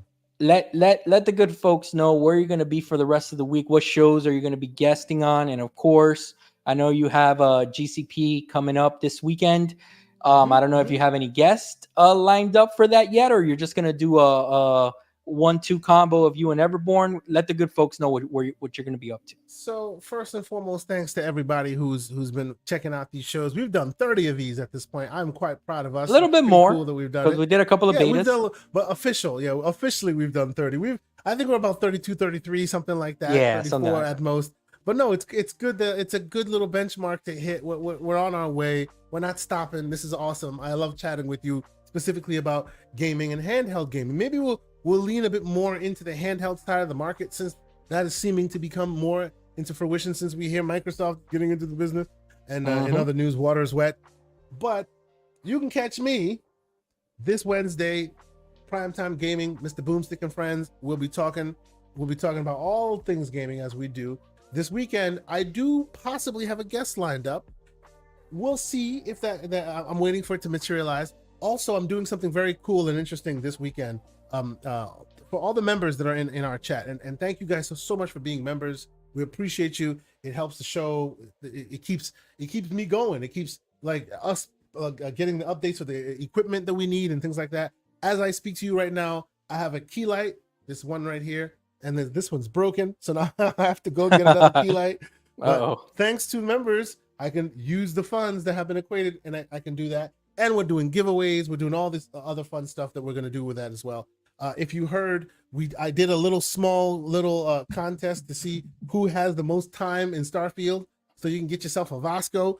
Oh And yeah. one of the gentlemen in the UK won with 57 or whatever days. So I'm gonna send him his Vasco. It should be fun. Appreciate all you guys for your continued support, whether it's super chats or memberships or just kind of hanging out and telling people that we are here. It is awesome. I appreciate y'all. So this weekend, we will be instituting, if you happen to be one of the higher tier members, one of the membership features is we will reach out to you. You have a question, you want to join our panel and have and be a part of one of the segments, or do you have a question that you've always wanted to bring to the conversation? Bring it on board and we'll get it done. I have reached out to the one JD Gamer. He'll be our first. So I'll see if I can get JD on the show. The man is prolific in these here gaming streets. You've heard of his name. He's always out there with the pork begging pony stuff. That's JD Gamer. So I'm gonna see if I can get him on the show this weekend. Yeah, he can jump in for a quick session and give us his takes on the gaming world and whatnot. I would appreciate that. That's amazing. But come check us out this weekend, Saturday, 10 a.m. Eastern Standard Time. Myself, Mr. Everborn Saga. There will be a guest and most likely JD as well. Nice. Nice, man. So yeah, I'm John Wolf, guys, everywhere. You guys know to hit me up on Twitter, X, and all gaming platforms. John Wolf, exactly how it's spelled there. I plugged to plug our Discord. I put it there in the chat, K.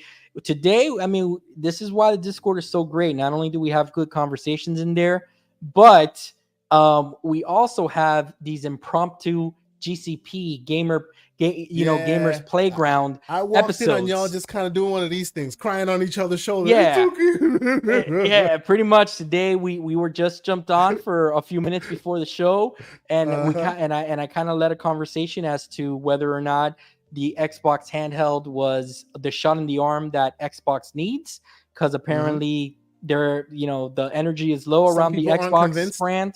Yeah, Mhm. so we have conversations like that as gaming news comes about the day. Sometimes we'll jump in and we'll have these long, Mhm. Ooh, conversations. So one thing I forgot to mention, and I think you know this, sir, but maybe the public does not. I will be at Gamescom this year.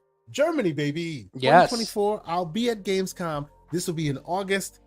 More to come there. But if you're gonna be at Gamescom, or you because Gamescom, like as I hear it, 300,000 people, like it's just madness. that's You crazy. know, it's madness. I hear it's just crazy, crazy town. The amount of people that show up and all of this. If you happen to be at Gamescom, you want to meet, want me to pay for the first beer. Holla at me. Let's go. I want to meet the people. So if you're anywhere near Gamescom, you want to hang out. More to come on that. I'm sorry. Continue. Careful, careful, Kay. I mean, you might have 30 people show up, and then you got to buy 30 beers there. So I'll be too drunk to care. I'll worry about the wallet later. I got you. All right. So if you do join our Discord, do not join the Switch channel. You will be There is no Switch channel. It's called the uh, Abacus Chat. the advocate. Exactly. If you want to talk Switch and inferior hardware, go right ahead. And Mr. Joanna Dark is literally the only person in there. Go right ahead. Oh, Uh, stop it. at That's least not he won't be true. lonely. But thank you guys so much. It's been a great episode, guys. We'll catch you next week. A lot of good stuff to play, guys. So look forward to next week's conversation. Peace. Peace, man.